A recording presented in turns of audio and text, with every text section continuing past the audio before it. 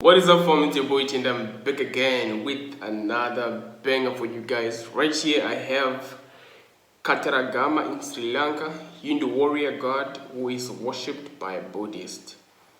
Now I don't know if that is controversial or if you agree with that. I don't know. I just want to clear that out. But it seemed interesting, and I was gonna check out the temples. You guys told me to react more about Buddhism, which is your religion, like most of you guys.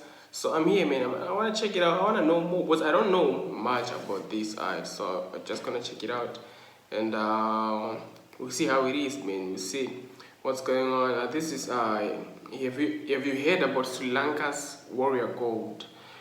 Did you know that he is worshipped by both Buddhists and Hindus? Also, that people believe that he moved from the Himalayas to the island country in love for a beautiful princess. Crazy. Himalayas in India to the island country Sri Lanka in love for a beautiful princess. I mean, Sri Lanka, I feel like that's where you find love, man, in Sri Lanka. I feel like that is where you find what you be looking for, man. But anyway, man, let's dive into this video.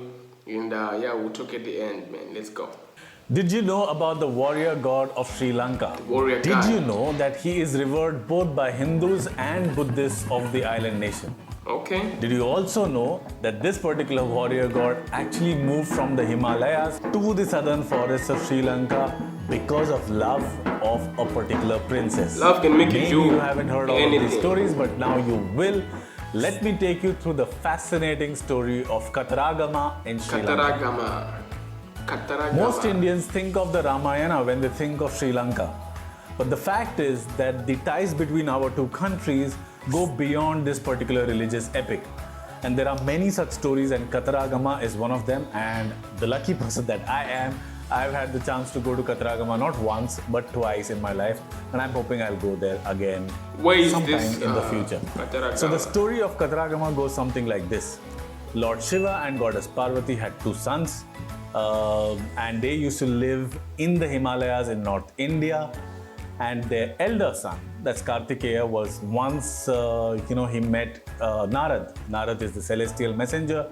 Narad told Kartikeya that there was this beautiful princess in the southeastern forests of Sri Lanka whose name was Valli.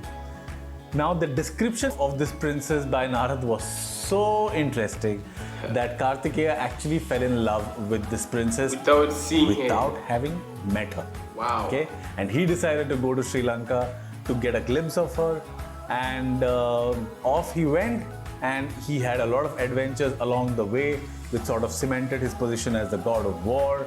And when he reached Sri Lanka, he of course got married to this particular princess. Her name is Valli. Great story, but there is a twist. Now the twist is that Kartikeya was already married to Tevni Amman. Tevni Amman, on the other hand, when she got to know about this, she decided that she was going to fetch her husband and bring him back. She left and she went. Hold up. Bro, I never knew that these things, like these stories were this interesting, because I just hear here and there, but I didn't focus on it too much. So she actually moved from the Himalayas where she was staying. I know about Lord Shiva though, very famous out here, man.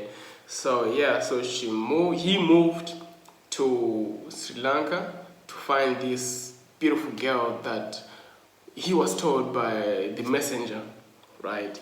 But he was already married. That is madness now. So he was already married, but he was like, damn, this girl you're talking about is really beautiful. Let's go and find her. So he went, got married to her. Then the first wife now, wanted to go and retrieve her husband. That's where we are right now. Let's go. This is really interesting, man. I need to know more of this. Please tell me, give me links in the comment section. I need to know more of this, man. This is interesting. Let's go. To Sri Lanka, again to the southeastern forests, and she tried to convince her husband to come back, but he wouldn't listen. So finally, Lord Kartikeya, along with his two wives, settled down in Kataragama. Okay, that is good. And maybe happily ever after is a term that we could use for them. Now, Lord Skanda or Kartikeya or Murugan, these are the same names of the same god, the warrior god of Hindus, and he is revered by Hindus, Tamil Hindus of Sri Lanka, and of course Hindus of India as well. But there's another story from the Buddhist perspective, okay, and it's a really interesting one as well. Sinhala or Sinhalese people from Sri Lanka believe that Lord Gautama Buddha actually visited the island 3 times in his lifetime. And on one of those visits, he met a king, a very able, just and courageous king whose name was King Mahasena. When King Mahasena listened to the sermons of Lord Buddha, he decided to dedicate his life to the promotion of Buddhism and also its protection. Now, Skanda of Hindus or Murugan is actually also the deified form of King Mahasena of the Buddhist people. So the stories are different, but the god and the temple is the same. And it has the same kind of reverence from both these parties. Okay. Or the person who's protecting the Buddhism on the island. Mahabodhi tree, under which Lord Buddha attained Nirvana, is also planted right behind Skanda's or King Mahasena's temple. So that's the significance of this particular temple, though it's really humble in size. It does not have the kind of scale that a lot of Hindu temples do. Sometimes it may deceive you about the importance of its cultural and religious aspect of Sri Lankan life. Man. So those Skanda or King Mahasena's temple is really important to the cultural and religious life of Sri Lanka. That's not it. There's even more. There's a massive Dagoba, or it's called Kiri Vihara. A Dagoba is a Buddhist pagoda sort of thing.